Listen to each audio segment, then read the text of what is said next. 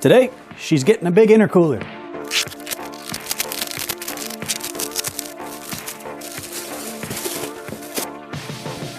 Well, today's the day and I'm super excited.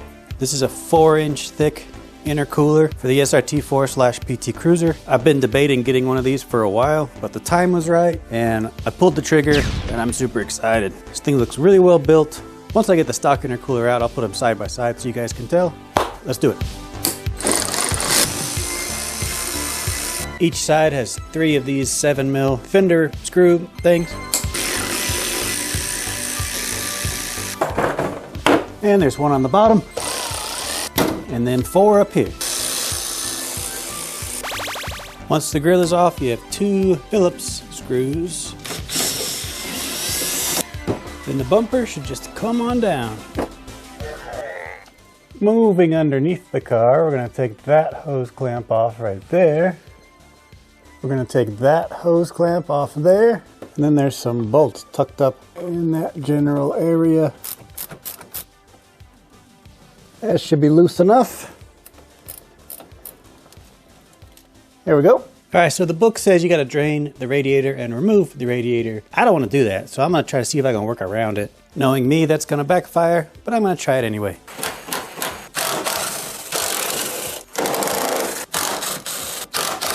So I'm removing the upper bracket. Maybe that will get me enough room to play with.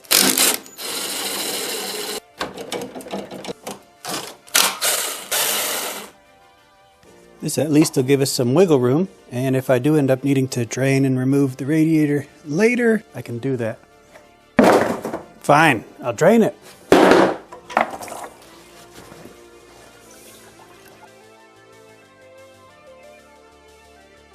I'm going to take these upper shroud bolts off for the fan.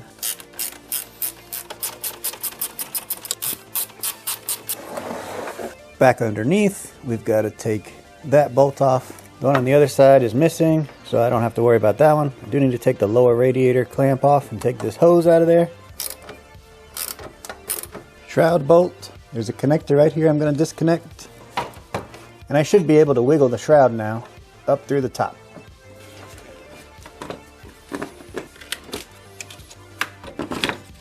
Not surprisingly, clearance is too tight with the radiator still in to get this guy out of here. But what this did was free up some space. There's a bolt right down there. There's actually 3. There's 3 bolts that I need to get to. And then there's 2 on this side. And without the shroud, it frees up some space to get those out. 2. I forgot it's easier said than done on this car. Gotta try that one from the bottom and get these top 2. Okay, I got those 5 total bolts off. That was not fun. That was a pretty tight fit, but I needed to take those 5 bolts off to give myself some room around the condenser.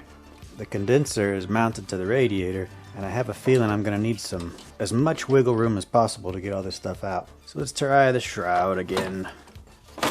Okay, well, so I guess we need more. There's 4 bolts right here. They look like 13s.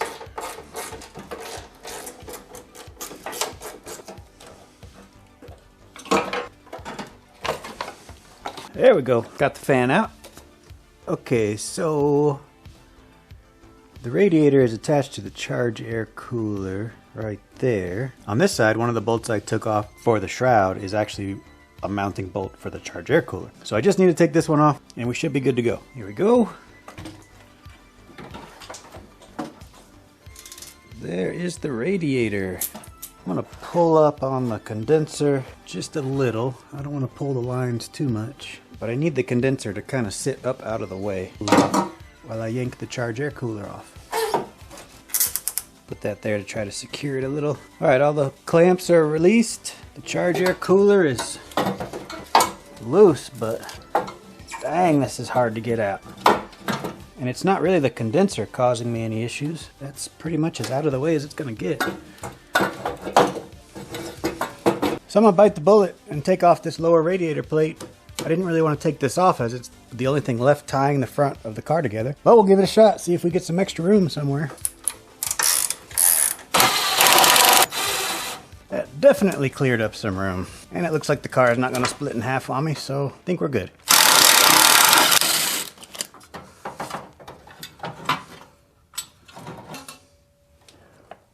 That was a lot more work than I anticipated. This is the stock Chrysler Intercooler, and there's the modern performance version. Look at how much bigger and beefier that thing is. That's wild. Installation's supposed to be the reverse of removal, so got some work ahead of us. The plan is to just throw it back up in there, secure it into position with this lower support bracket, and then slowly but surely just start building everything back up again.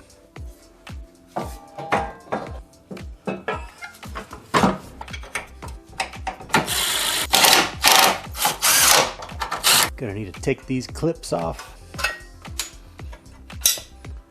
then reinstall them on the new intercooler.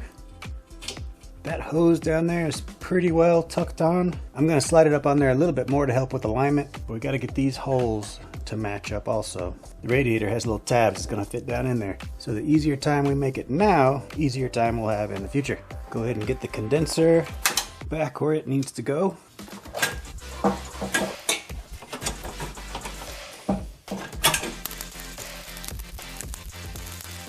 Now we can put the radiator back in.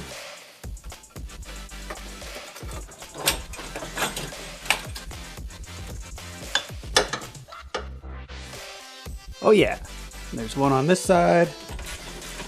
And now it's on to the condenser.